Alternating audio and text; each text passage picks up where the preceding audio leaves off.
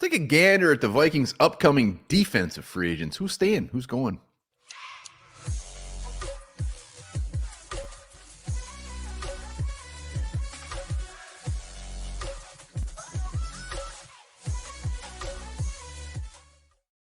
All right, welcome back to the Onebar and Lupagus show. I'm Onebar with Lupagus. This episode, we're looking at the Vikings' upcoming defensive free agents. Who's going to stay? Who's going to go? Also, check out, we did the offense last night. So if you haven't watched that yet, go take a little peek ski at that.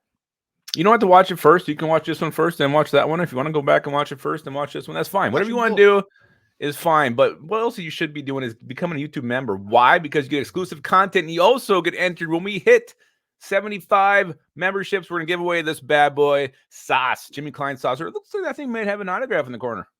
It does. It is a 10 of 10 print, courtesy of Pick and Shovelware.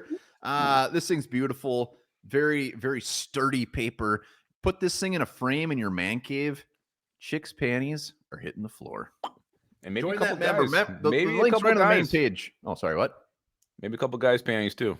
Whatever floats your boat. But join. And there's a big old button right on our YouTube page. How far can you see if you look through it when it's rolled up? It's right into your neighbor's bedroom window. Thank God, I know your neighbor. All right. So, yes, become a member. But let's talk about the Vikings' upcoming defensive free agents. Let me get boink. There's 4 of them. We got more than that, though, so stick around. Let's start with the big one. Daniil Hunter, 29 years old, going to get a hell of a payday, coming off a 16.5 sack season. Is he going to be back or not, Onebar?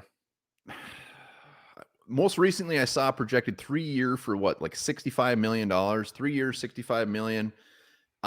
His age doesn't scare me. No. Khalil Mack had 17 sacks this year. He's 32. Von Miller was playing well into his early 30s still. So the age doesn't matter. The price, I think, is actually pretty damn fair. If we can get him at like 3 for $65 million, bring him back 10 times out of 10. Yeah, I just don't know if they're going to do it. I mean, you got to pay Justin Jefferson. What do you do with Kirk Cousins? Hunter, you listen to his comments there on Locker Room Day when they were showing our trophies in the background. He almost kind of sounded like he kind of accepted the fact he wasn't going to be here next year. So I don't think he's coming back. I don't, and I love to have him back, but I just don't think it's going to happen. I just looking at this defense. I mean, I just don't see how they don't bring him back. I mean, I don't know. I would say yes. So I'm glad we disagree on that one. Yeah, I mean, I want him back. I don't think it's going to happen. Well, here's what worries me. We don't bring him back. We take the 11th overall pick. We put it on a rookie. Granted, yes, it's a lot cheaper than Daniil Hunter would be, but he's also going to be a lot worse initially. I hate everything about that. I mean, you got to think there's going to probably be a pretty big free agent sign. If it's not Hunter, it's going to be somebody on the edge rusher. Not nearly as good, but it'll be someone. They'll have a veteran there too. We will see. So Daniil Hunter, I think the fan base is fairly torn on this one, whether he's coming back, whether they want him back. But let's go to, speaking of torn, let's go to DJ Wanham. He, I don't know what he tore. It wasn't good. Significant injury at the end of the season.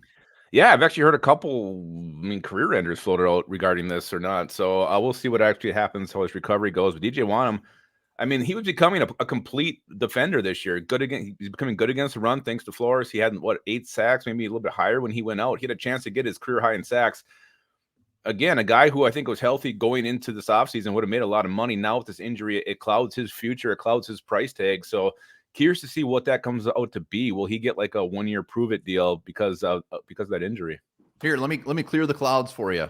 I got it. I know what's going to happen with DJ Wanham. Are you ready? I don't get what the bird shits on me. It probably will. 26 years old. You said 1-year prove-it deal.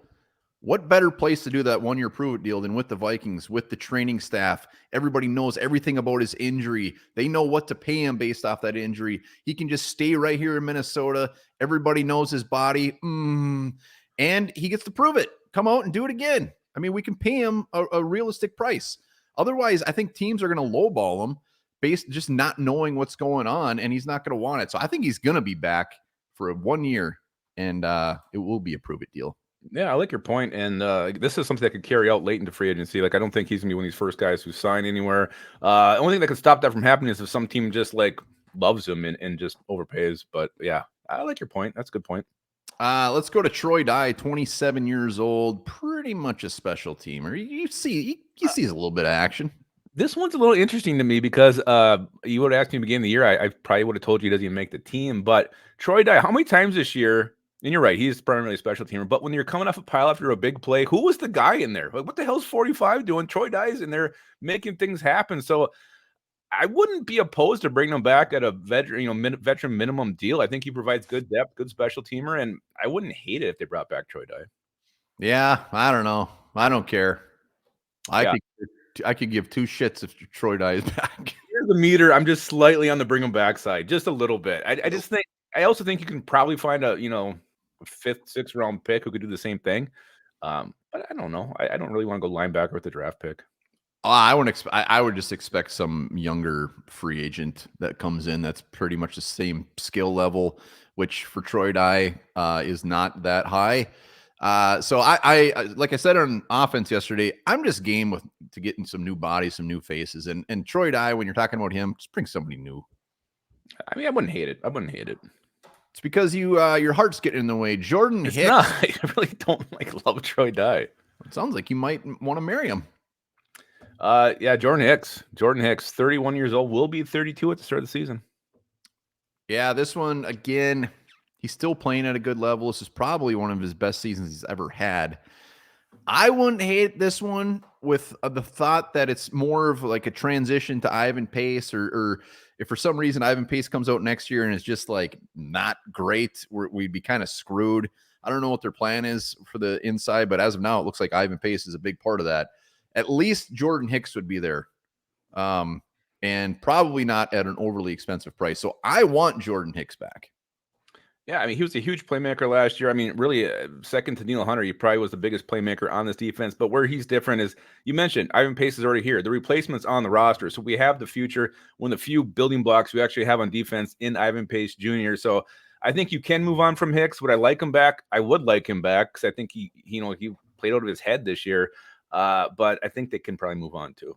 I'm just not 100% sold on Ivan Pace being a 3-down. And who's the other guy that's going to come in? We don't have anybody. We'll have Troy Dye behind him. Man, this defense sucks. I mean, our defense was bad at the end of the year. But seriously, though, Hicks went out. The defense they had that stretch where they were like first in the league in a bunch of categories, and he comes back and it didn't really get any better. I think that has a lot to do with our secondary. I'm just saying, completely depleted. You can't argue with what happened. Well, I mean, you're a lot higher on Pace's future than I am. I just want to see him follow it up and be better. So I'm still a little gun shy on that one. But let's go to the next four defenders.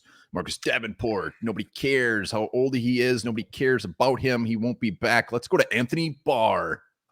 No, he won't be back. It was fun that he came back. We'll remember this down the road. Like, oh, you remember when Anthony Barr came back for part of the 2023 season?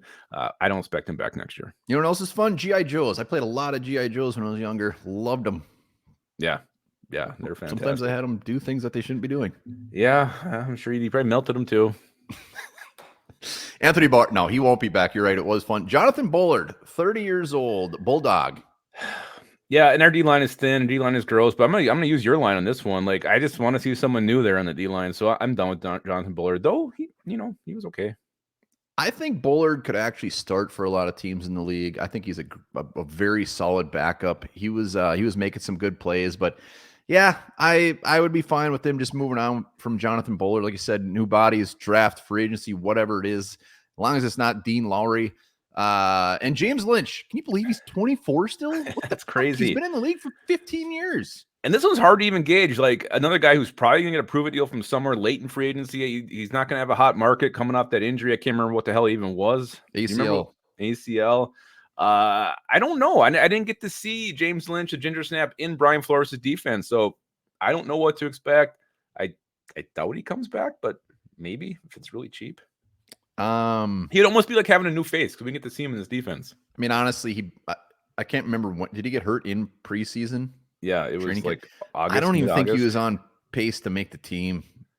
So coming off an ACL, I don't see any way in hell he's back. It would be practice surprising. Squad, maybe. Yeah. I don't think there's going to be a big market for James Lynch. No, the ginger market's pretty dry. It's dry. It's crusty. So once again, these are, oh God, that What the hell? Oh, that's like an exclusive membership video there. That is an exclusive membership video. So once again, the upcoming free agents right here. I got Daniil Hunter, DJ Wanham coming back. That's it, and maybe Hicks. I got Wanham and Die. I think you sold me on the Wanham with your argument there, and that's about it. All right, let us know comments. Who do you think's going to be back? Who do you want back?